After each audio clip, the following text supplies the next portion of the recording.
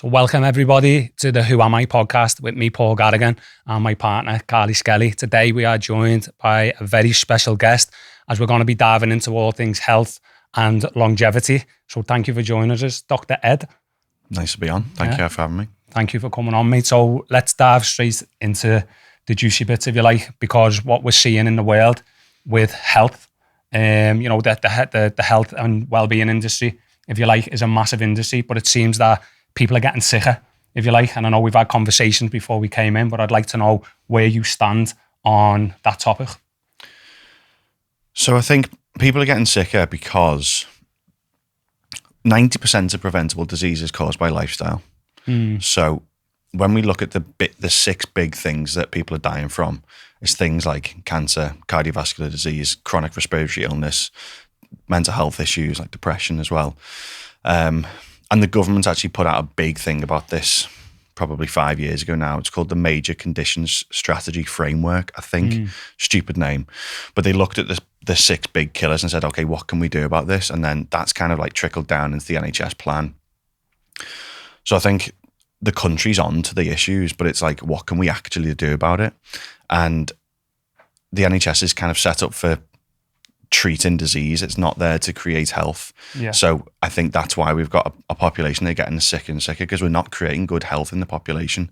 Like the amount of disease that we're building up by the way that we're living, because 90% of those diseases are caused by lifestyle. You know, people are just accumulating disease over 20, 30, 40 years, and then they're presented in the NHS with very late stage diseases, and they're chronic diseases that if we treated them upstream, we could pick it up so much earlier. Like metabolic disease starts in your 20s, if not earlier, and we can pick it up so much earlier. But if we look at like where the NHS intervenes, it's a very late stage for metabolic disease, but they have to start somewhere, you know, and like they would be treating pretty much the entire population if they pulled it forward. Like I know with my business, we start super early, but almost everyone we're intervening on. The NHS can't do that because it's not unlimited resource, you know? Yeah. So I think there's so many issues that we can go into, but as a brief overview, that's kind of where we are. Okay, so when we're looking then at the current situation that people are in, who's at fault for the current situation that we're in and for people's lifestyles? Because for me, we would have to say part of it is systematic. The system is set up for people to be very stressed, very overwhelmed.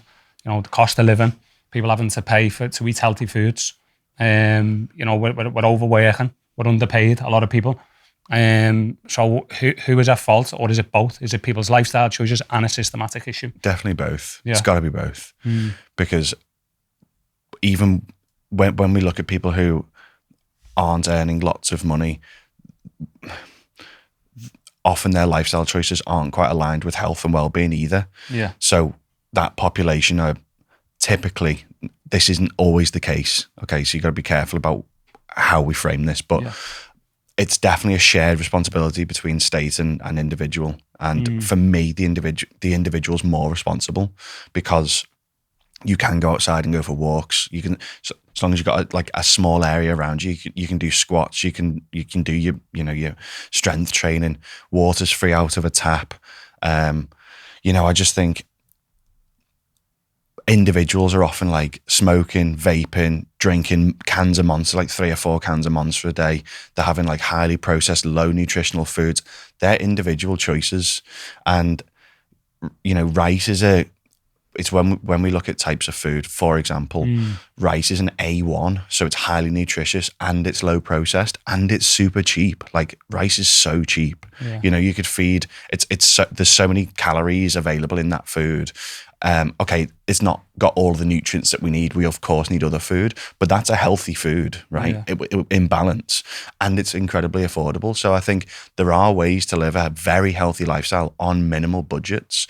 But I think for me, where the state gets it wrong is around that health creation. So I think it's really hard for them to do it, though. I think the public health interventions, there's a huge amount of education to be done to actually teach people on how to be healthy, but that's not an easy thing to do either. Like that's kind of what we're trying to do with our business. Yeah. And I know that's similar kind of course to what you guys do. It's like trying to teach people this stuff. And I don't know, for me, a lot of the responsibility does lie on the individual, and we need to take self-control and actually change our lifestyles. Because like we do tons of work with people and we can show them all of this stuff, but they're the captain of their own ship. Yeah. Like we can point out all the icebergs to them and say, look, you're heading in that direction, you're going to crash into that iceberg.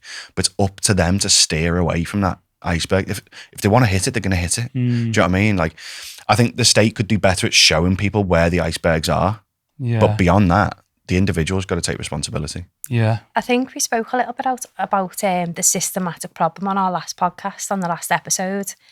And there is an element of like the system does make the world harder for people, for example, because people are both having to go out to work. So what came up for me when you were sharing then, and I'd love to hear your thoughts to this, if two parents are having to go to work and they're not maybe there as much as they need to be for the child, and maybe they come from quite a lower social class, maybe they're a family that have been through, some sort of emotional and mental health background. So for the individual to take it upon themselves, these young people maybe coming through families that maybe aren't supporting them, do you feel that the system needs to step up that little bit more for these kinds of underprivileged families and people? Because to take a responsibility as an individual when you're coming from very, very underprivileged start already in life, what's your viewpoint on that? It's so hard, isn't it? It's so hard because I think when you look at the population generally, there's so many sick people, and one of the analysis techniques that gets used is number needed to treat. So with an unlimited budget, yes, let's do those things because it's clear it would have a huge benefit. Unfortunately, that isn't the case. So there's finite budgets, and one thing that they look at is number needed to treat. So if we take any given disease, disorder, or a cohort of individuals that are heading towards a disease, what is the budget that we can put in to treat a number? The number needed to treat. So asthma's got really, really good levels of the number needed to treat an asthma makes sense. So you can put in very limited budget and you can treat loads of people. And that's one of the analysis that gets done. Slightly controversial, but gender reassignment therapy is very expensive and it benefits one person potentially. So that's some of the analysis that gets done internally within government and the NHS to have a look at, okay, we've got a lot of people to potentially help here. How can we distribute resource fairly, equitably, and also try and create as much impact as possible? Going back to your question, yes, I think we could do more and we should do more, but it's whether or not it can actually happen. Yeah. And like the struggles of those people are real and it's super hard. But again, for me, it comes back to education around given our current constraints, what can we do? And we got to work with them. We got to say, okay, you've got 2 kids at home. We haven't got a lot of cash flying around. You're in work for 9 hours a day. Where's a wiggle room? Like, what can we do? And there's always something that we can work on. So I think that takes time, to work with somebody to that level takes time and resource, and the people delivering that have to be trained, and you have to get quite creative. Often it's like, okay, if you're working, can we get your standing desk at work, or can you walk for 5 minutes to work rather than take the train or the bus or whatever? There's like, often when we actually pull apart people's lifestyles, there are little wins that we can have, low cost and high impact. For example, if you swap sitting for standing just for 2 hours a day, your all-cause risk of mortality goes down by 10%. That's a huge win. And all we're doing there is swapping sitting for standing. Yeah, no cost, you know? So there are always things that we can do, but you've got to get creative and we've got to delve into even simple lives. things like breathing practices, isn't there? Like something like simple breathing practice, meditation practices. But my sort of, what was coming up for me when you were speaking was a lot of these people, and even children, if you like they will have maybe low activity in the prefrontal cortex in their brain. They will be locked in survival. So they're going to make decisions based on survival. They're not going to make decisions based on logic and what's good. Because for me, we know all the flaws of alcohol. For example, or we know it says on the cigarette packet, this can cause cancer and do this. Yet you see someone smoking 20 a day. It's like it's never been so obvious what that's going to do to you. Now, surely if that person had complete logic over choice and autonomy over his body of what he was doing. He wouldn't choose to put something poisonous into his body. But because we're locked into survival, which is driving addiction and addictive tendencies, then that sort of, we're not dealing with a person who is coming from logic, if that makes sense. Which for me, you know, my views on trauma and things like that, like we're living in a very traumatized society, and young children are being brought up in traumatizing homes, if you like, in the average home right now, because of what's going on with both parents. We're both being demanded to work so hard to get the bills paid. These things, obviously they're keeping us on all the time. People are, you know, we need them for work. Our kids have got them for safety and things like that. Like, what would your view be on how do we bring people out of survival and into travel? Like, because that sort of, for me, is root cause. Like, you know, a lot of like the NHS and things like that, we're dealing with what I would say, mate, we're putting a plaster over a wound sometimes, but we're not dealing with the roots. Like, why are people even growing up to be children that are ending up doing these things and making these choices? How do we eradicate it? Not just through education, but through embodiment, if you like. So we can give people the best education in the world, but unless they take it on board and start to live it, then we're sort of fighting a losing battle, aren't we? Yeah. The health behaviour change element is always the hardest part, though. So, yeah, it does start with education and showing people there's another way. Yeah. Making them aware of those icebergs, going back to the analogy, like showing them. But whether or not they're going to steer the ship away from those things is so hard. And this is where we have to look at things like CBT, motivational interviewing, goal setting, simple coaching techniques, really, to like help them change routine and change their lifestyle. But I think for me, that's a big question. Yeah. That is a big question. And there's loads of stuff we can go into there around like nutrition, fitness, sleep.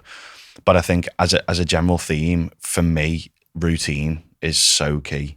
Yeah. And you can stabilize so many of your hormones, your circadian rhythm, your energy levels, your how switched on you are mentally, just by regulating your routine. So one of the first pieces of work that we do with people is setting your bedtime and setting your wake up time and keeping that consistent every day. Your body doesn't care if it's a Saturday or a Monday. Like, it genuinely doesn't care. It's trying to live on this roughly 24-hour clock every day. It's slightly different, but we're regulated, broadly speaking, by the sun. It's called a Zeitgeber, a time giver, something that regulates our circadian rhythm. So I think lots and lots of beneficial things come physiologically and mentally in the human body when we start to regulate routine. And that's one of the first things that we do with people is to actually, okay, set your bedtime. I don't care when it is. Like, pick a time that works for you. That's the beauty of it. You get to choose. Again, you're the captain of your ship. You choose what you want to do. Set your bedtime, set your wake up time, and stick to it. Yeah. If you do those things, then a lot of the other work comes with it. And yeah, it's hard. Like, do you want to have a 20-minute snooze in the morning? Yeah, because it's amazing. But like, you know, if we actually regulated that properly and we didn't go out on the lash on a Friday night and then, you know, wake up hungover on a Saturday, we're completely dysregulating the body. It doesn't want to do that. I mean, we can go into the hormones if you want to, but I think as a theme, if we strip everything away to that massive question, I think routine is so key to actually get people out of that survival. Yeah. Going back to the very first question that you asked, why are people so unwell when wellness, well-being has never been so big? Yeah. It's a massive industry now. It's because the industry's shite. Well, in short, it's full of charlatans. Yeah. It's full of people doing things that they shouldn't be doing. That's what I was going to kind of lead into. So listening to what we've been going backwards and forwards with is you know, are people maybe getting the wrong information? Are they getting very mixed information? Are they becoming quite confused on what the right thing is? Because there's so many different elements now. We can go down a trauma path. Yeah. We can go down the health and nutrition, like fitness and nutrition. Yeah. We can go down like there's the cold water story. Like there's so many different therapies that people, and especially people who are so desperate to be well, so desperate to feel happy, they may be sometimes naive, they may be sometimes vulnerable and gullible to think, right, okay, I'll try anything. Yeah. Do you feel like this is impacting our current situation that we're in now? Definitely. I think, honestly, private companies have got more to answer for than the state. Seriously. Because you're a previous paediatric nurse. Yeah. You know how hardly regulated we are in the NHS. Like, the red tape is enormous. And I've just done my 5-year GMC revalidation. I've got to answer to the CQC with the business. We've got all our ISO accreditations. You got to maintain your licenses. Like, it's a lot of work to maintain your license. And the NHS is like one of the most highly compliant organizations on the planet. You know, these private companies, they don't answer to anyone. So they're putting these marketing things out, branding of like all these different types of supplements, tests, and like they know exactly who their audience is. They've spent years targeting one persona and coming up with the exact language to sell them that thing. Do they need it? Absolutely not. But they've worked out exactly the right thing to say. It's egregiously bad what is happening in the private world. Honestly, like, I've started in the past week, I've actually started screen recording ads on my phone because they obviously know like I'm into my health and well-being. So I get targeted with all sorts of ads. So I've started like screen recording them. One's by, I can't remember the name of the company, but Karen Brady invested into this gut intolerance testing kit, and it has zero clinical evidence at all. It does nothing. But they've got this guy who's like, the advert is this guy who's like, I was feeling this, I was really down on energy, I was struggling to get through my days, I was back to back on coffees, and he's like working from home, and like, you know, it's very relatable information for young guys who are struggling with stuff.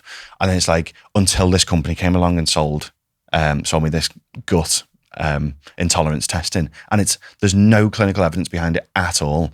Like, you should actually just keep a food diary. In their instance, you should keep a food diary. Like, if you've got a pure allergy, yeah, there are tests you can do, but it's a completely different test panel. And then you can get that through the NHS because you've got an allergy. It's not an intolerance. So I think that's just one example. I could go into loads more examples, but these private companies literally make shit up and sell it to you. And people are lapping it up and they're spending hundreds of quid on it. And there's all sorts of supplements. There's another supplement company out now, similar to AG1. David Beckham's an investor, and the branding's beautiful, and people will lap it up. Like, I'm going through it, and I'm going through all of the different things in it.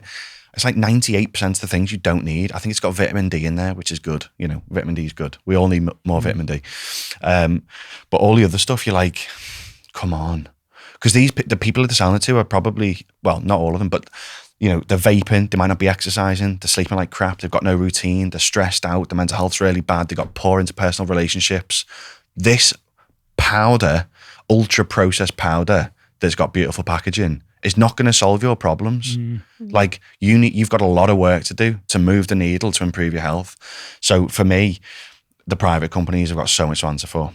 Yeah, it's like people are looking sometimes, mate, and you know, I used to be probably 7-8 years ago, I was probably in that bracket looking for anything to get better, trying CBD oils, trying, you know, all different types of like NMN, resveratrol, all these different things, like listening to David Sinclair, longevity expert, and looking at fasting and just trying all these different things, thinking that something outside, a tablet outside of me or powder outside of me was going to fix everything.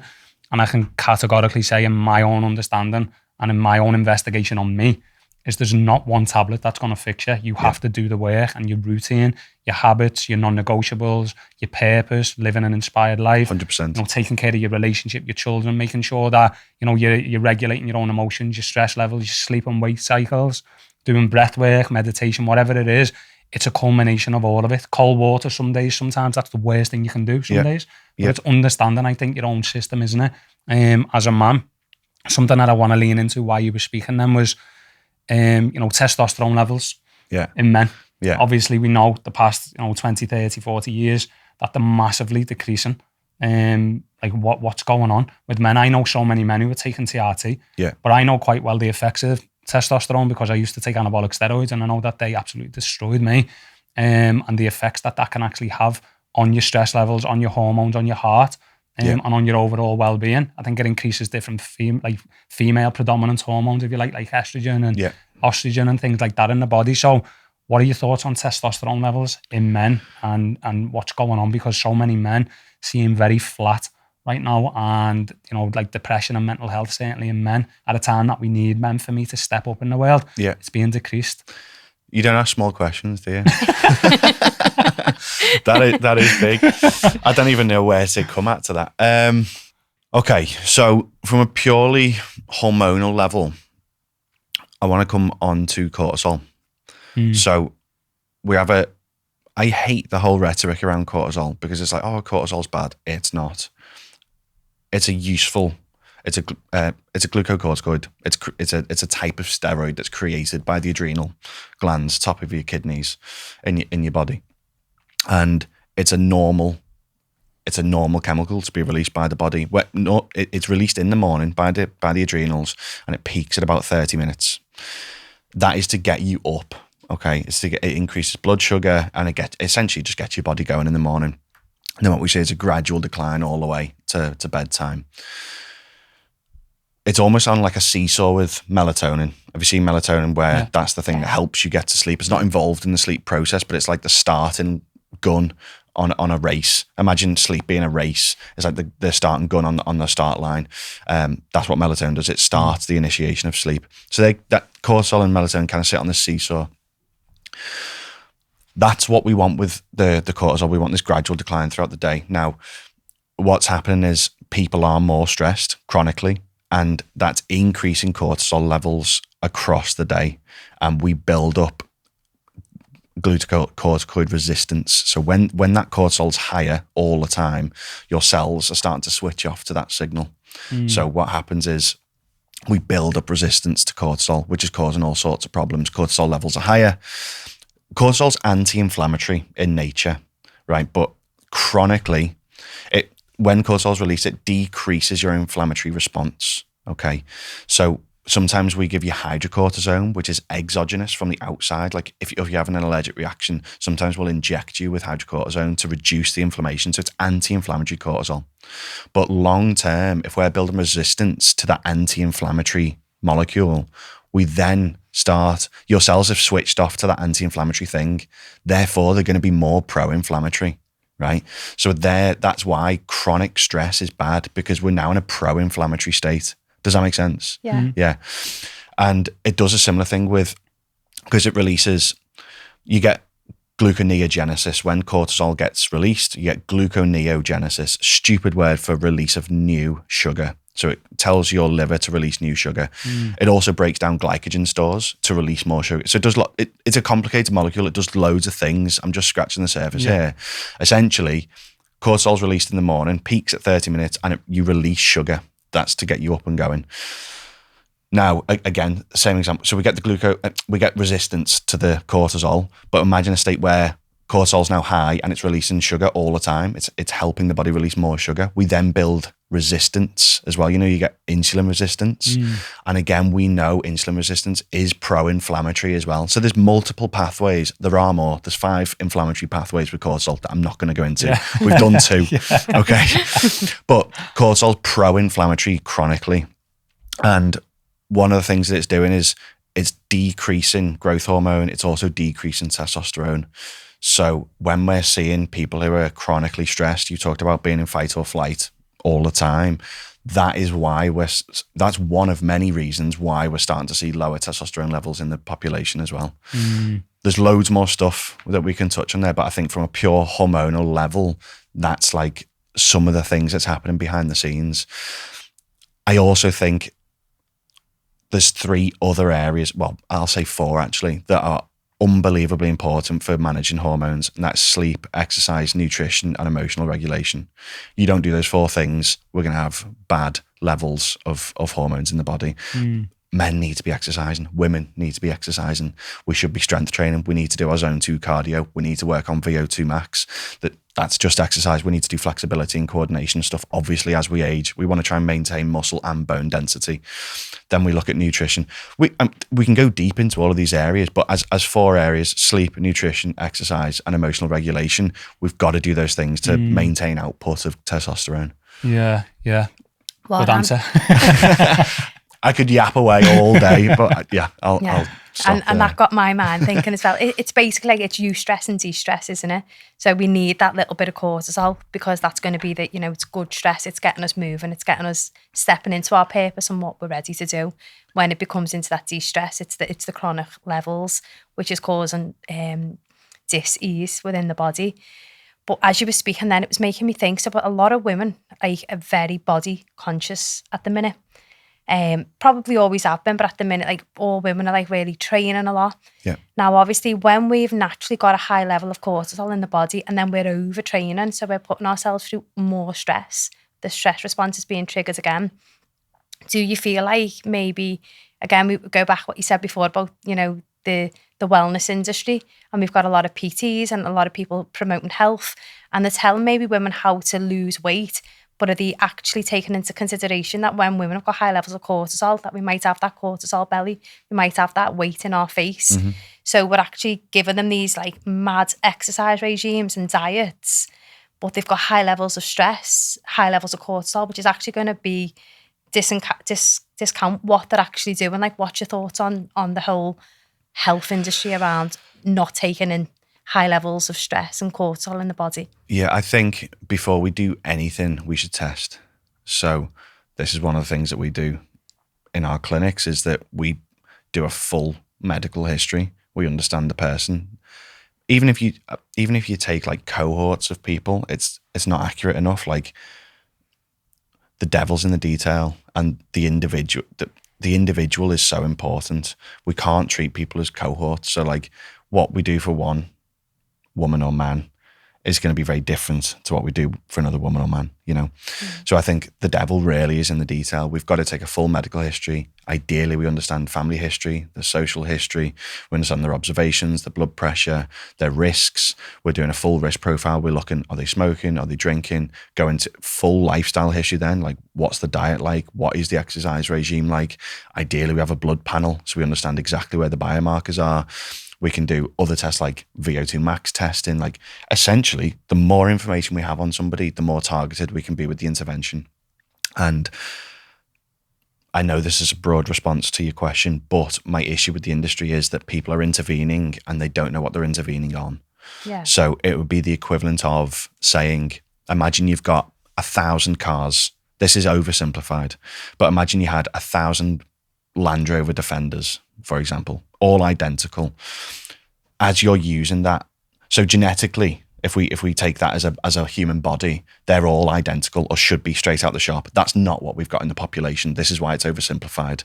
But hypothetically speaking, imagine you've got 1,000 identical cars.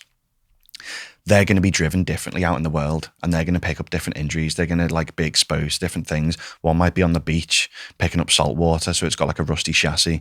One might be getting absolutely nailed over speed bumps, and it's got like the suspensions fucked, you know. So like all of these things are getting exposed to different things. So I think the intervention on each of those cars is going to have to be different when you service the car. Like, but what I'm seeing in the health to bring the analogy back to a human, what I'm seeing now in the health and wellness industry is we're replacing the back right wheel on all those cars. And it's like, what are we doing? That all those wheels are fine on that car. It's got a rusty chassis. We need to look at the chassis. But we've got this kind of plug and play kind of intervention that I don't want to single out PTs because it's not just them, it's the whole industry. They're saying, oh, we need to replace the back right wheel on all those Defenders. And it's like, that's obviously not appropriate because that one's engine's gone, that one's ECU needs looking at, that chassis is rusty. Do you know what I mean? Yeah. So I just think we need to treat people as individuals, and we need to understand who they are, what they look like, what their risks are, what the family risks are. Understand the blood tests and understand like how they're living their life, because then we can actually intervene and make a difference. If we do these plug and play interventions, we're not moving the needle. Yeah. So I know I did go back to cortisol there on women, but I think that is my overall issue, is that like, yeah, it's not one shoe fits all, is Yeah. it? It's coming with the knowledge and the understanding, and I suppose that's what you're making the point of this private industry and all of these people who are stepping into certain professions that have done maybe quite a short course rather than, you know, a big, you know, substantial. It's also learning. a guaranteed pass, by the way. Yeah. Like, you can basically buy these qualifications. Like, you put the money in and you're guaranteed to have that qualification. Yeah. That's not a qualification in my eyes. You can't buy your title. Do you know what I mean? Like, you've got to work for it. Yeah. And if you pass the exams, then you get it. But you can't just buy it. Like, you know, I look online, like nutrition courses, PT courses, again, not singling those out. It's everywhere. Yeah. Coaching courses, it's a guaranteed pass. Why can we buy qualifications? Well, it's like life coaching and well-being coaching. I've worked with so many women and they've been re-traumatized by what they've actually been told and how to emotionally regulate and work through certain situations. I've been blown away with the information that they've been told. And it terrifies me to think like, who's out there sharing this information? Because when people are so desperate to be well and to be happy and to be healthy, we can be a little bit naive in it's doing due diligence on who 100%. you work with is like one of the most important things. You know what? Yesterday I was on a call with a lady in policy. I won't say any further than that, but I was having a similar conversation with her yesterday and just ranting, being like, because the aesthetics industry now is starting to regulate who can do what and what like drugs we can put into people, essentially, Botox or whatever. Also seeing a load of botulism cases in A&E because they're getting the Botox, well, fake Botox from Abu Dhabi, and it's really poor quality. So we're getting loads of botulism cases. Not good, not what we want. Anyway, the aesthetics industry is starting to get regulated now, but I feel like the health and wellbeing space is so unregulated. You're talking about individuals there who are like, you dread to think what they're up to, but it's also the big conglomerates. Like we talked about a few of them. That David Beckham, I can't remember what it's called. It's got a beautiful red bottle, but the stuff that they're putting out is equally as damaging, I feel. Yeah. And it's like, who's going to do something about this soon? There's a company making creatine gummies. Creatine monohydrate's fantastic. Just buy it in powder. Why are we buying an even more processed gummy? Anyway, they had these gummies, this company, and they were selling them. But the supplier in China, they got the feedback that people didn't like the taste of these gummies. So what did they do? They just took the creatine out. So now they're just having sugary gummies, selling as creatine gummies.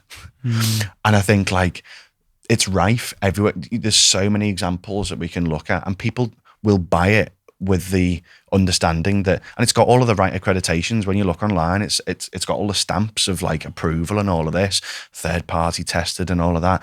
And it's you're buying a sugar gummy. Yeah. I know I've gone on a slight tangent there, but like the problems are rife, and I don't think it's just individuals; it's these big organisations as well. Yeah. And for me, mate, like the biggest organisation sometimes that isn't making people well, and this might be a bit controversial, sometimes is governments for me, and it is pharmaceutical industries, and it is even like we're looking at foods, GMOs, putting in our foods, like the effects that's having on our health. Water, even like when you read up on water, some of the heavy metals and chlorine and things like that can be damaging to our health over a long period of time.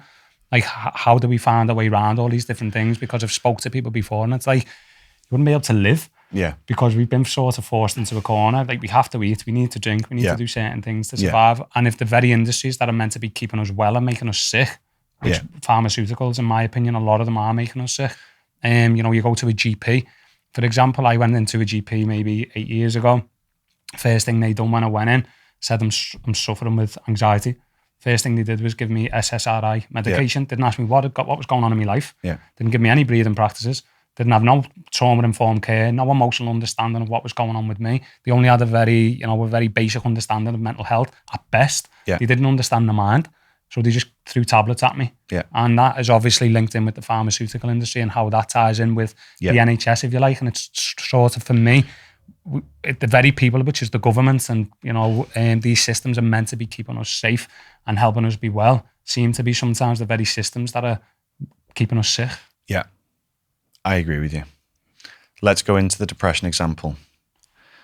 2023, there was 9.8 million antidepressants, SSRIs, SNRIs, TCAs, of all antidepressants prescribed. 9.8 million of them. 8.8 million of those 9.8 were inappropriately prescribed. So that's a wild number. Almost 90% of everything antidepressant, all of those prescriptions, 90% of them are inappropriately prescribed. And when we look as to why that's happening, we've got a culture issue. Number one, people want to go to the doctor and get something. So like we have this issue all the time. Like people come and see us and they're like, I want something. They want to walk away with a script. Like we've got a culture where people want to go to a doctor, get a script and get something because people want a quick fix. Yeah. Right. So we've got that culture issue. The second thing is, you're right. I don't think GPs have the right kind of lifestyle training necessary to actually look at the underlying factors of what's caused that mental health issue. 90% of mental health issues stems from lifestyle because it's one of those chronic diseases. So it's mostly lifestyle driven. Like if bereavement or like your exercise is bad, your nutrition's bad, these aren't trivial things. They make such an impact on your mood. We can go into those things later if you would like to. Yeah. But the GP thing is, they've got probably 6 to 8 minutes with you. They're not going to solve those problems. And they've got a whole backlog of patients all day. And GPs have got an unbelievably hard job where they're looking for what we call red flags. They're trying to pick up red flags like, does this person have cancer? Is this person going to die over the next 12 months? Are the kinds of things that they're trying to pick up,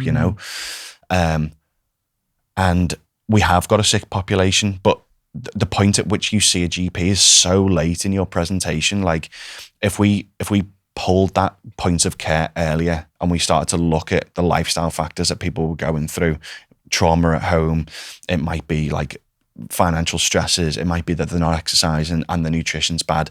Like it's what I call like levers. Ideally we optimize all the levers, but like I know personally, like if I start eating badly, I've turned that lever off.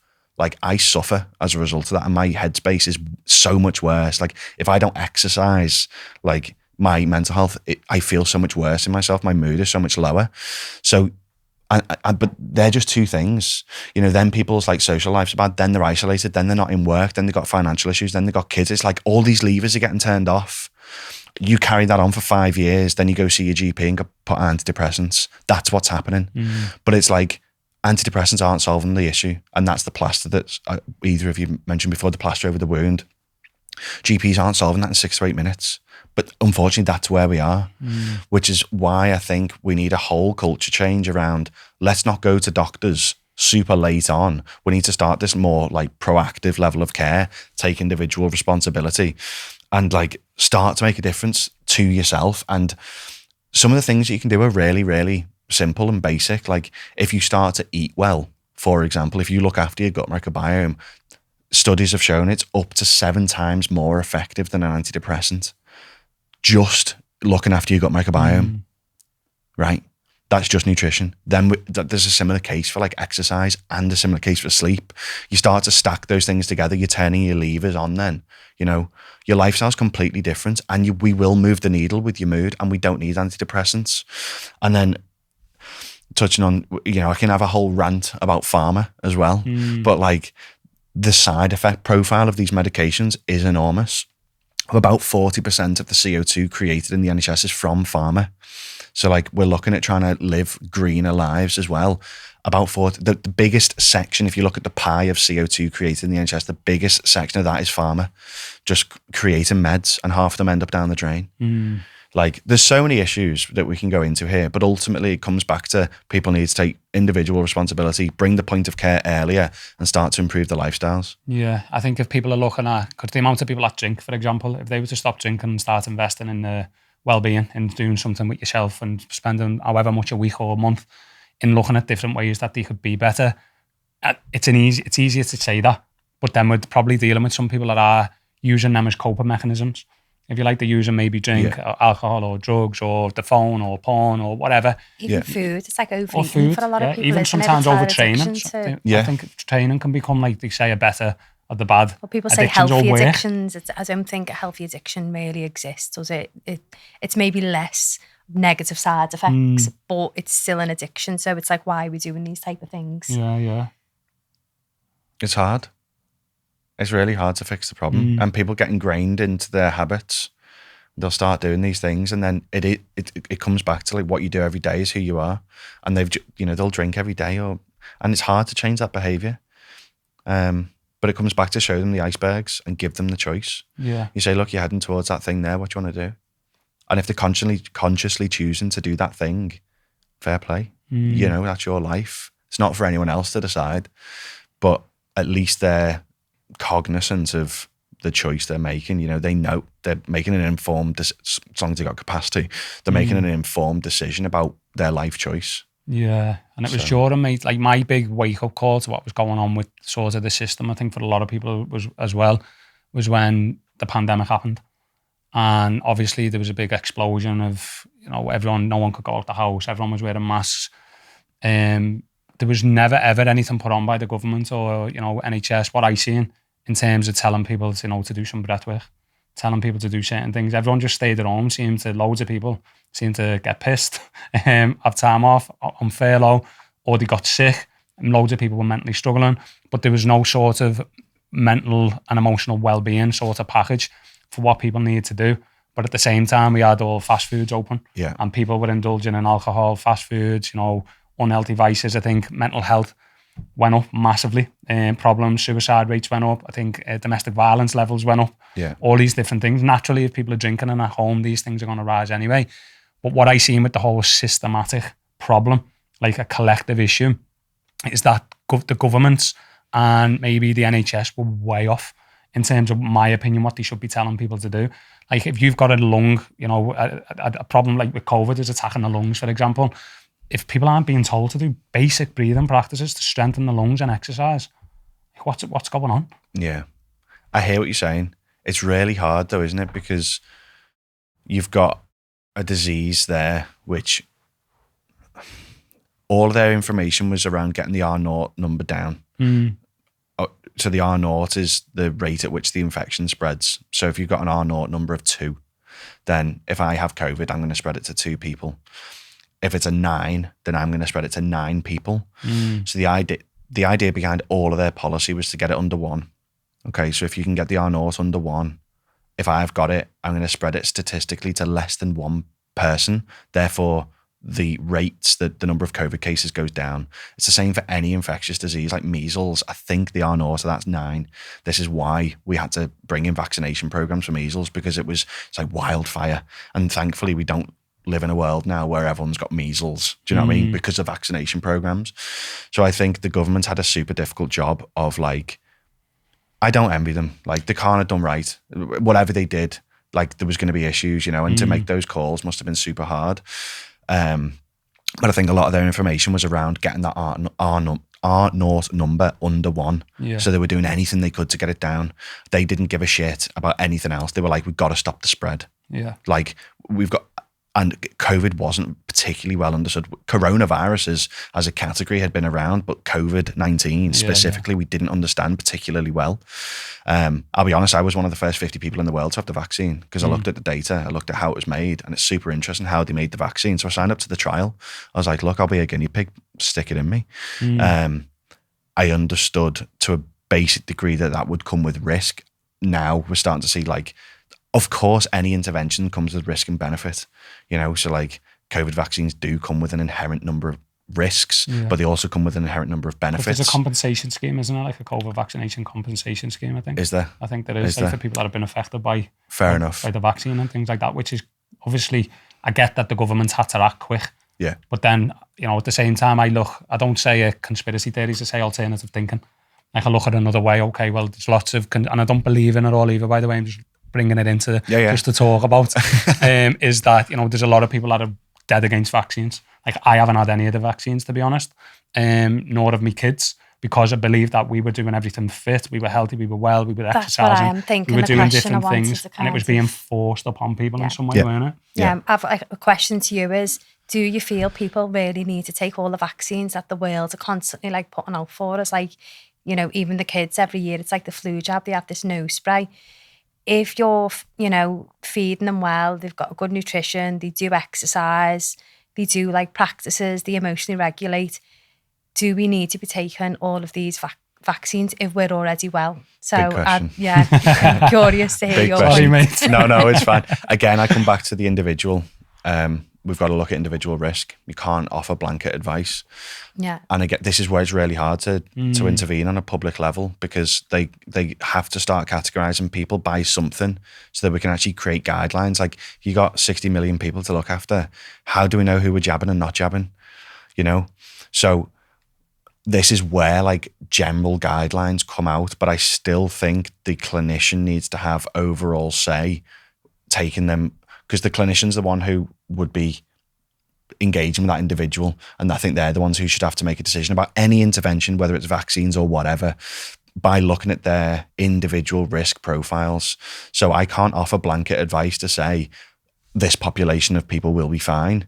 Yeah. There are trends that are coming out of it that, again, don't take this as this applies to me. Okay, this is general like results that have come out. If you're younger with no comorbidities, your risk is a lot lower. So that risk benefit profile, you know, I'm doing this, that's benefit, that's risk. Okay, in terms of a vaccine, that the benefits of vaccines are enormous, but they do come with risk. Yeah. But that changes depending on what demographic you sit in, like what your individual risk factors are. If you're a young person with no past medical history and no comorbidities, the risk profile may well outweigh the benefits, and that's where you wouldn't get jabbed, you know. But I worked in intensive care over COVID and saw lots of people who were like, I don't believe in vaccines, it's a load of rubbish, and they got COVID and they died. And I'm talking 32-year-old blokes who go to the gym and work hard, PTs who are, you know, famously we had this PT, and, you know, he had like 600,000 followers on Instagram, and you know, he was tubed in ICU. We got him off the vent for like 2 days. And he put a load of things out being like, oh my God, COVID's real. Like, I've got it. And like, I regret everything that I've said. And then he declined and we had to put him back in the vent and he died, you know? So I think like we've got to take it on an individual level, but he had a big family history risk of respiratory illness, which wasn't factored in. He didn't even look at that. He thought, I'm fitting well, I'm indestructible, you know, classic macho kind of like mentality of I do X, Y, and Z, therefore I'm immune. Got hit hard with it and he died. So I think like, and there's opposite cases. Like I know guys who are 25, no past medical history, who have had the vaccines and now developed strange arrhythmias, whether or not that's vaccine related or not, who knows? But like previously they were fine. So, you know, again, it's risk benefit analysis on an individual level. So I can't offer blanket advice. Yeah. And I think with something like this, it's choice, it's freedom of choice is so important. And I don't know, obviously you signed up for the vaccine really quickly in the trial. I was working at Altai at the time, and it was very forced upon staff, and that was my issue at the time.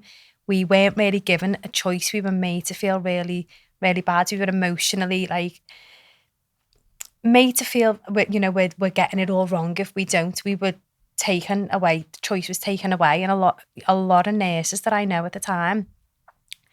And not just nurses, a lot of people in certain kinds of care professions actually had to walk away from their jobs because they were backed into a corner.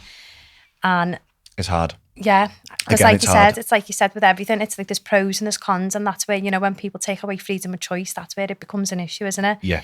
If people are educated, you know, obviously I've got, you know, I've been to university, I've got a degree, and I've been in the hospital system for over 10 years. So I made a conscious decision to say it's not for me. I'm very fit and healthy. So yeah, I think the rationale behind it was, and again, this is where it's really hard, is that if you're a healthcare worker of any description, what is the chance of a secondary infection?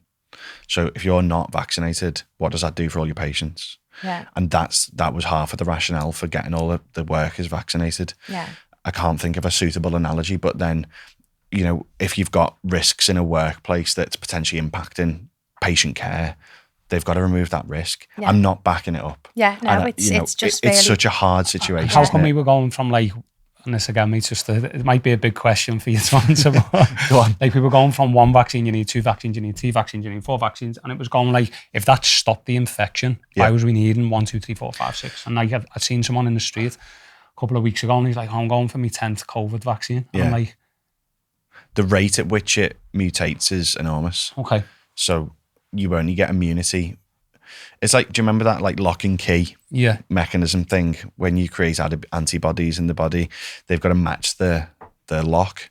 So if you imagine like a key, if it's different key, it's not going to fit in the same lock, you know? So if COVID's a key and it's constantly changing in shape, it's not, and we've built a lock for it that matches that key, it's not going to work for the next key when it mutates. Yeah. Because COVID's smart and it's all it's trying to do is trying to survive.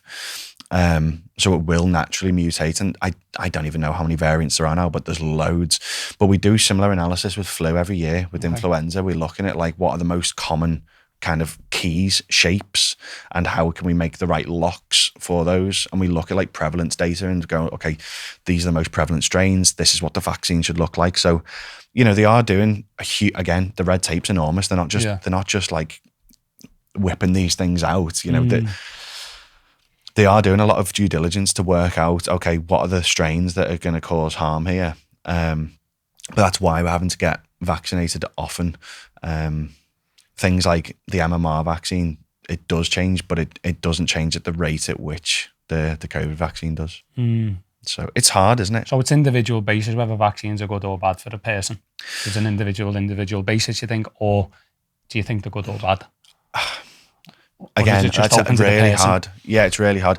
The problem is if we look at a public health intervention, if everybody had the mentality of that PT in ICU who died of COVID being like, I don't have X, Y, and Z, I'm going to be fine.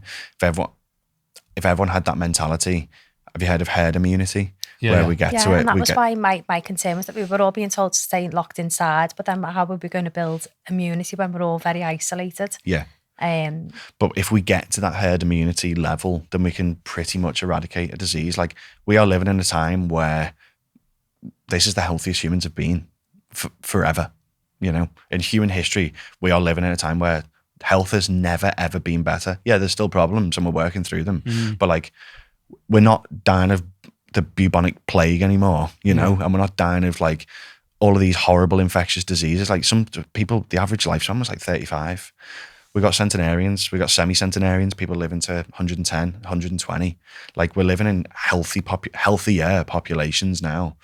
So I think it's hard again to say like we should or shouldn't take vaccines. Am I pro-vaccine? In the right circumstances, yeah, because it offers us a good foundation of health to operate safely. If we didn't have that, we'd still be fighting bloody bubonic plague. Like, I'm not into that life, Nobody would like that. Yeah. But if we continue this and like people, if the whole, I don't think that would happen because people aren't like generally that crazy. But if everyone stopped taking vaccines, we would be buggered. Yeah. But on an individual level, are there some vaccines which aren't appropriate? Yeah. But generally, do we need good level of immunity care? Yeah. Would I get my kids vaccinated? Absolutely. Yeah. My hypothetical kids. Yeah. Going back before you asked that question, then we were obviously talking about, my thoughts on how the NHS kind of handled the vaccination when it came out. But how do you feel like the NHS has kind of become since then? Like I said, like a lot of people did come away from nursing. A lot of nurses now are actually doing the course, they're doing the degree and actually going into aesthetics because there's more money. Yeah. The strain on the NHS is massive. And while I worked on a surgical ward and actually seeing how understaffed, how unsafe the shifts that we were working on. Obviously, do you feel like the whole pandemic has impacted the NHS in some way? Because I feel like when we look at statistics, things seem to be a lot more challenging in the NHS. And I think over years, it's slightly been dismantled behind the scenes, hasn't it? Yeah.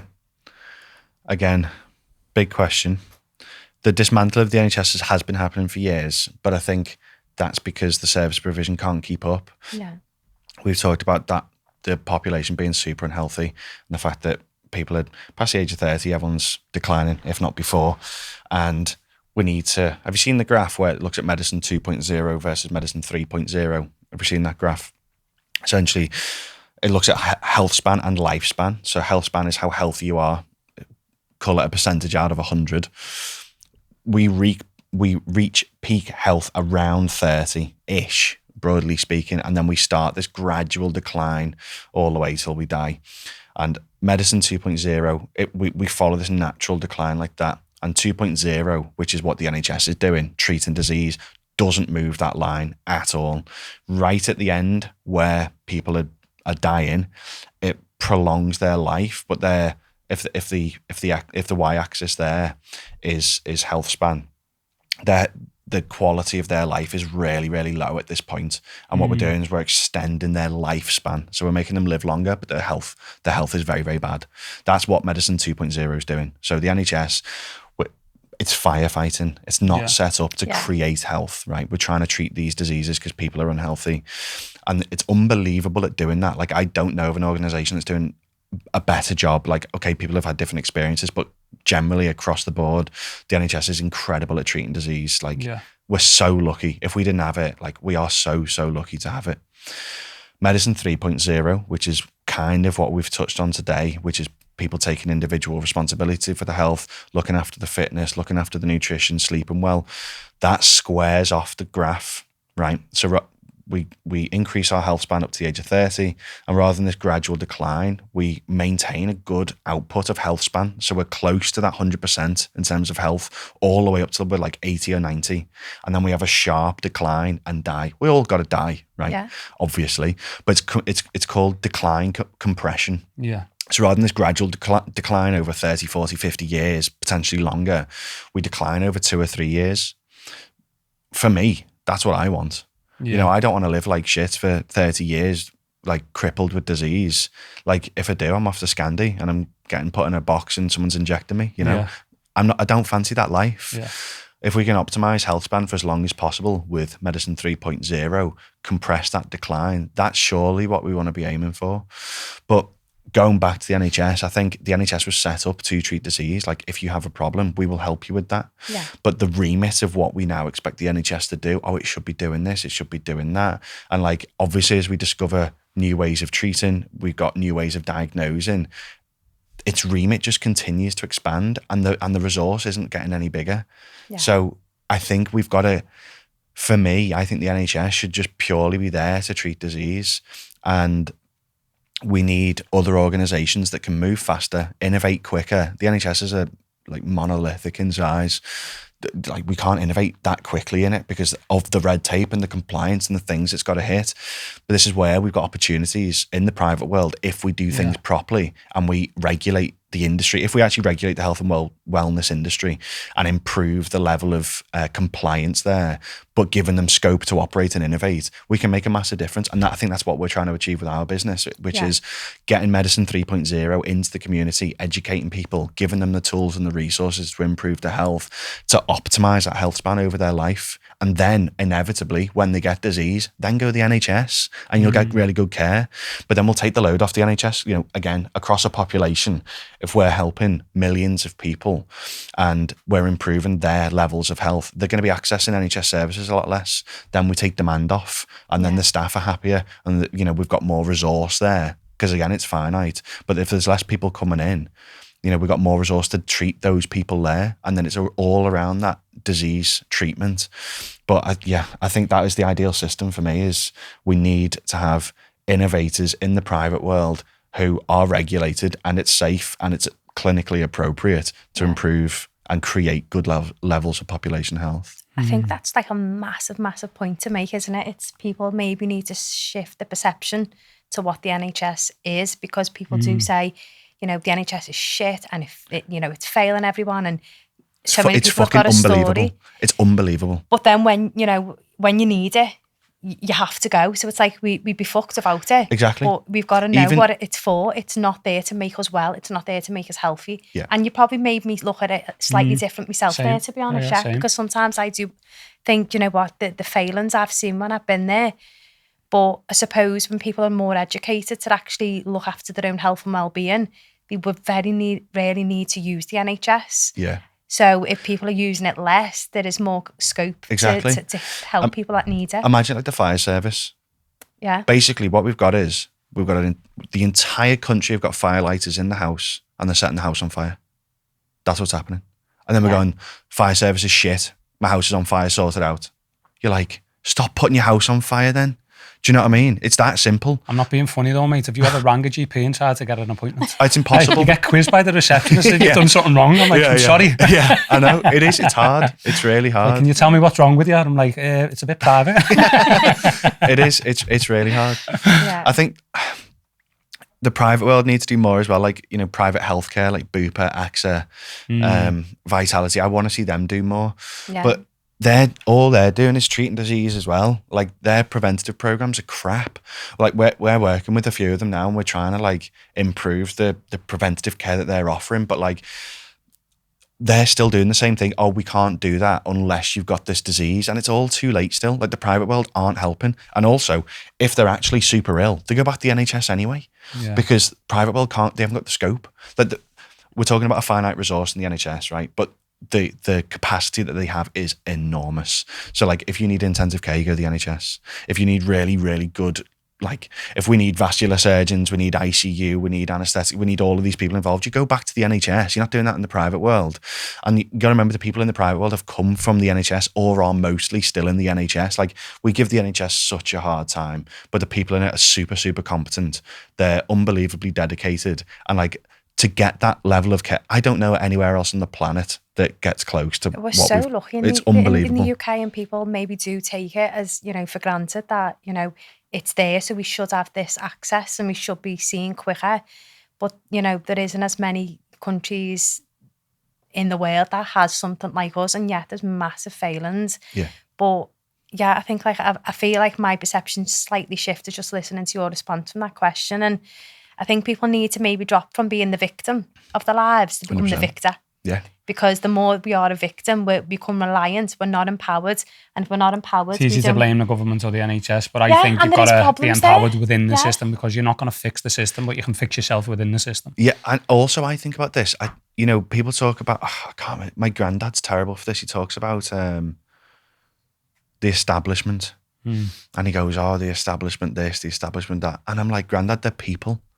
At the end of the day, like, I've had lots of meetings with people in policy and they're fighting the same fight, but to get it through is hard. And they're more frustrated than I was saying. I don't know how you do your job, but like I was on a call with this lady yesterday and I was going on a full rant about like the entire sphere, like the private and the public world.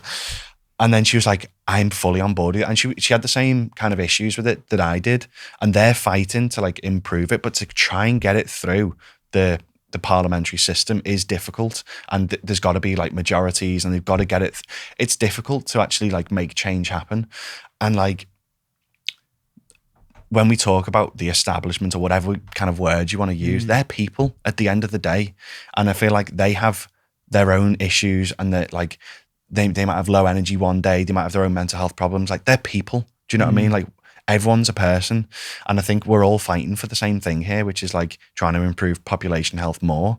But the previous system that was set up does have failures, but I think what we're expecting from it is evolving and getting too big. And I think we need to find new ways of working in order to serve the population. So. Okay, so we're getting to near the end then, mate, of the podcast. So we just want to really just lean into what it is that you do. And if I was a man, if you like coming to you today, and I might do, after this, is coming to you and I want to be healthy, I want to live as long as possible, and I want to be the best man that I can be, where would they start? Just have a chat. Yeah. Just have a chat with us and we can hopefully help you see some icebergs. And we'll just, once we're aware of what the ocean around us looks like, we can start plotting a course together. It's like at no point am I in charge of your ship, but I'm just the fella sat there looking out with a pair of binoculars to be like, there's that thing over there. We potentially need to watch that because we found that thing now. We should probably also look a little bit past that and maybe look over here a little bit. But it all starts with a chat. Like it can be relaxed. The conversations I have in A&E aren't relaxed. Sometimes, often it's life and death, and we all die, but people are dying a lot quicker than what they should. And a lot of it's preventable. So my call out to anybody is just find our email or a phone number. We're very relaxed kind of guys, and just have a chat, and we'll do some basic diagnostic stuff with you. But often the people that I'm seeing are spending so much money on their health and well-being. Like, it depends, but people are spending a lot of money on supplements, and they'll look for anything to like try and help themselves. That's a question that I haven't asked, and I was going to, and we obviously got on to something else. It's huge, our cupboards for this. I've got a problem with supplements. Okay. I'm very aware of it. Okay. And you only have to look at me shelf in the kitchen to see like, she's like got a bit of an OCD addiction to supplements. There's that many. What are your thoughts on supplements? Wow, that is not small either. Oh, guys. Am I overdoing it? No. Some are great, some aren't. Yeah. There's some things that we do need. There's some things that we don't need. Again, it's individually led. For me, we should always test people first. You need to be tested to see what you need. So going back to your question, we'll do full circle here. Yeah, Go back to your question. What should we do? Speak to us. Then we'll work out what testing you need, like to get that full picture. We talked about creating a full picture. Once we've got that full picture, can we sort it out naturally? Yes or no? Some stuff yes, some stuff no. If we can't, then it might be appropriate to supplement. It's a supplement. It's on top of what we already have. But people are just like smashing all these supplements. They don't know what they're replacing. They're taking random shit and they have no idea what we're doing with it. It's like, okay, what benefit have you seen? Oh, I feel 20% better. Do you though? Or is that placebo? Because placebo effects are very, very potent. Like, is that moving the needle? We don't know. So have a chat. We'll do some additional diagnostic work. Then can we replace it through diet? Can we replace it through exposure to something like sunlight? Or are there other things that we can do to regulate that? It might be circadian rhythm. There's lots of things that we can do in that space naturally. Then we'll look at supplements if it's clinically indicated. And then ideally we repeat. The timeframes depend on what we've replaced, but then we would repeat a test depending on what we're checking for and the timeframes, but we would check what impact that's had. That is the ideal way of doing it. The way that it currently happens is you watch an ad, you're told that you're shit, and then you buy the things that's got nice branding and you have no idea what impact it's had. Yeah, I think for me personally, so I used to, I was a professional boxer. Oh, cool. And my last fight, I had a severe concussion. So memory, I already had maybe a bit of like issues around memory, maybe from boxing for a little while. So it kind of started, I always took minimal supplements. Then I started taking more for like cognitive and brain maintenance. And then I think it was 2 years ago, I got bitten by a tick and had Lyme's disease. So I really felt, again, I was maybe like disappointed in how the NHS handled it. And I was looking into how I could do it myself. So I empowered myself, become more reliant on myself. But then I've noticed over time, my supplements has gone from like 3 to 5. And I think I must take like, 12, 13 things a morning. Fair enough. And I think there's Have you obviously done a test? No. It's mad, isn't it? This is what Why are happens. we But not you're doing doing it, it with the best intentions as well. You're doing it because you want to be healthy. Yeah. But I'd say for the price of a test, just do a test. Yeah. You might do a one-off test. To be honest with you, most testing that we do ranges from like 100 quid up to thousands of pounds. I wouldn't do that. I'd go down the middle, go for like 200 quid, get you a decent test, and we can work out what you need, and then we can create the plans that you actually, if we can get it through diet, amazing. Because often we can replace stuff through dietary replacement, which is what we want. If we can get it from low processed, high nutritional sources, that's what we want. If we're getting it from, all supplements are processed. If we can stay away from that stuff, great. Yeah. But my advice to everyone would be speak to us, do a test, find out what you need, and then see what kind of replacement you actually require. I know, because as opposed to £200, might actually say you might save way more than £200 in the amount of you spend on your supplements. Like definitely. It's a big bill for me. Yeah, it's an upfront cost, isn't it? Yeah. Like we do Klarna now, but there's an upfront cost. Yeah, some people think, it's too expensive. It's like, how much are you spending? Your health is the best investment you can ever spend is your health, isn't it? It's a night out. If people want to go on a night out, it's a meal or a night out. Exactly. You spend it on your health. So people maybe need to shift the perception on. Once or twice, isn't it? That's what the average people want to do. Yeah. So. But after this, we'll go through all your supplements. Yeah. And we'll see what you need. So if you had to give someone then, mate, for people that are listening to this, some advice immediately to be healthy. Can I just pause on that and we'll go to that?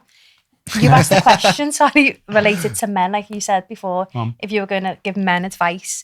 Would you say anything differently to women? Because when you look at women, when you look at the research, a lot of research is done based on men. So I always wonder, are women getting it a little bit wrong? Like, if going back to, we mentioned the ice bath slightly before, getting in the ice cold plunge for men is very different for women because women's hormones, women's cycles. but we're always going on what the Yeah. research is out there. So does things differ for women, and are women sometimes getting it wrong? Because I know, like, you know, when we look at rats and experiments are done on rats, Yeah. they mainly use male rats because of the hormonal differences within a female rat, and it's harder to kind of understand. So are we getting it right as women? Or is there anything we need to do it's hard, different? isn't it? Again, it goes back to the individual. I think the intervention we put in place has got to be individualized. Yeah. But yeah, I think definitely there is an issue around a lot of the research getting done on men. Yeah. They do try to, yeah, like, it's just of a lot course. smaller, isn't it? That's out there. Yeah, and also there's so many limitations with studies. Like you've mentioned another limitation, they're doing it on rats. Obviously, that's not ideal. But some of the stuff you can't do on humans because it's not ethical. Yeah. There was a recent study around creatine where they've taken 2 sets of rats and they've smacked them over the head with a hammer, a dose metered amount of force over the head. You obviously can't be smacking humans over the head. They gave one set of rats creatine and the other no creatine. They looked at the impact on traumatic brain injuries and the reduction. Creatine reduced traumatic brain injury by about 35 to 50%, by the way. So, you know, creatine generally is a great supplement, but of course, do a test first. But you're right, there's so many limitations in the studies around biological sex, but also there's lots of other problems around, is it on the wrong kind of animal? But, you know, it's complicated because even when you look at like hormone panels and like there's so many variables that they try and confound for, you know, they do try and make the research as robust as possible, but it is incredibly difficult to do it. Again, for me, it goes back to the individual, like, and also being a scientist of yourself, like how it works for you is not necessarily how I'm going to respond to it. Like you might have an allergy to that thing. That's a very basic example, but like that's clear now that you and I will respond differently to a certain exposure to something, you know? So we've got to do it on an individual level. Yeah. Yeah. I'll answer your question. Yeah. Go on, you can talk. You're complex, aren't you, women? We are, and that's the thing. Everyone's complex. We're not kind of, we're not like nurtured in the way that we need to be. Like, even if you look at the fact that women do have the cycles and they do, you know, they have pregnancies and we're still having to go to work. Like I remember when I was actually just qualified as a nurse.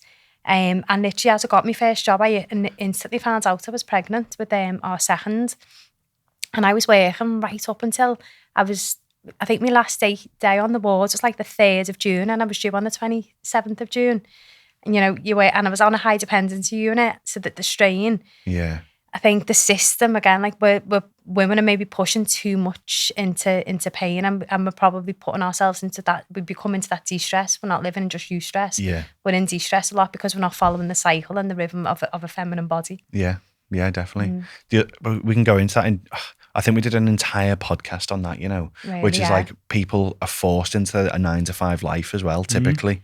And it's like, depending on your chronotype, depending on when your body naturally wants to wake up.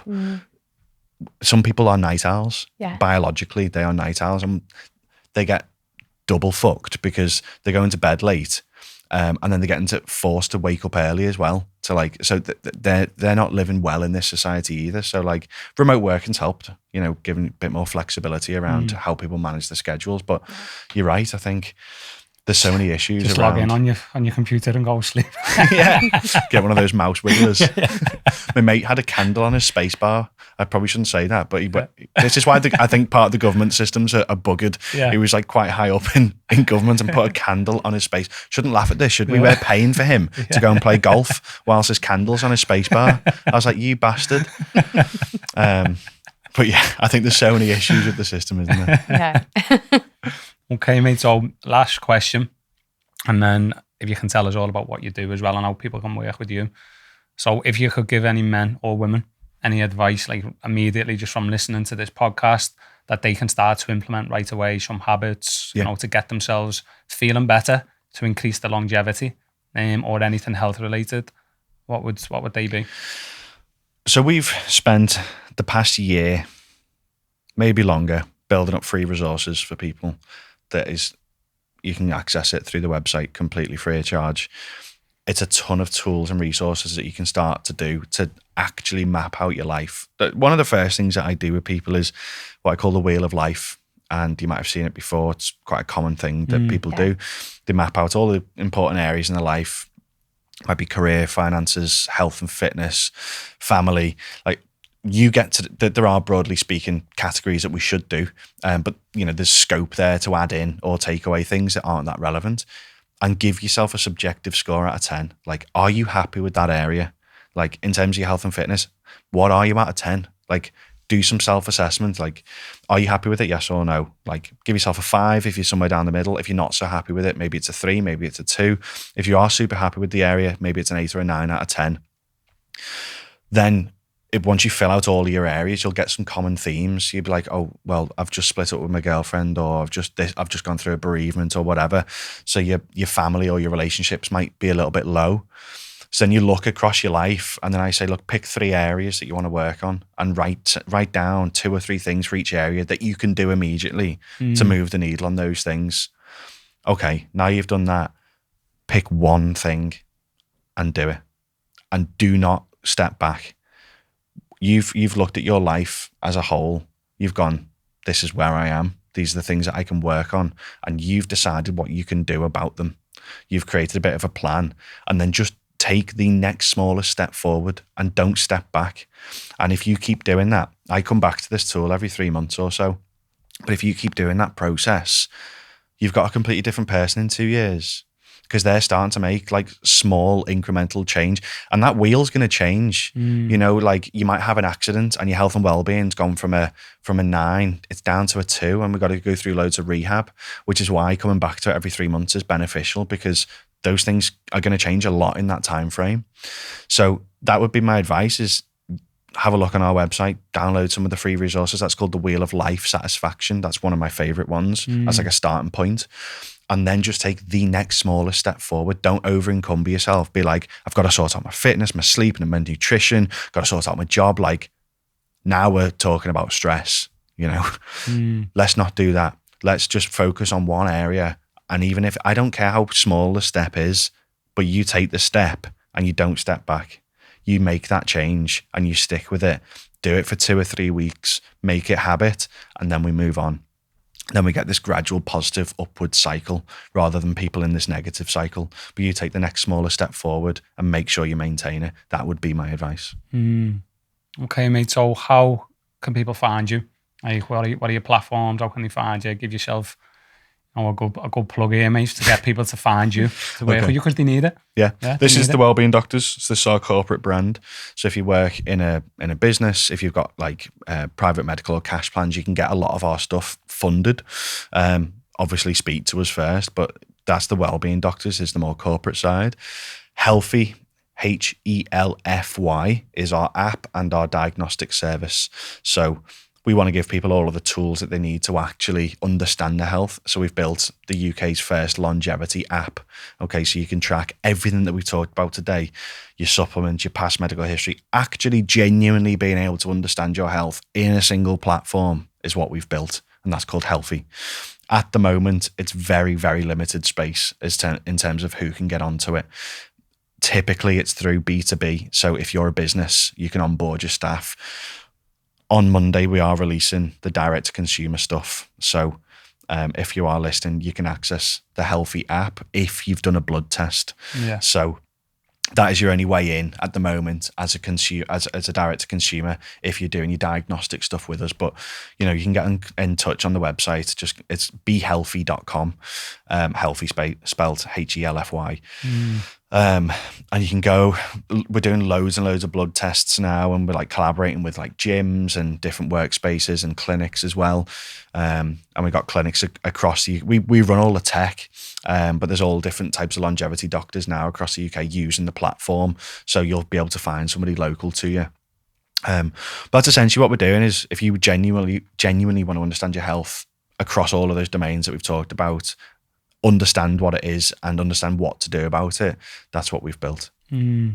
Amazing. Well, me and Carly will definitely be speaking to you then, mate, after this. Nice. And looking at what we can do to get set up. And I know you're on my platform, mate, on Monday, speaking to the men, and I'm sure a good few of them will get signed up, mate, as well. So really looking forward to that. So just want to say a massive thank you for coming on, mate, and No, sharing thank your you. wisdom and your knowledge, and Thank you. It's been being amazing. so open and transparent with some big questions that we threw at you. Chatting shit as usual.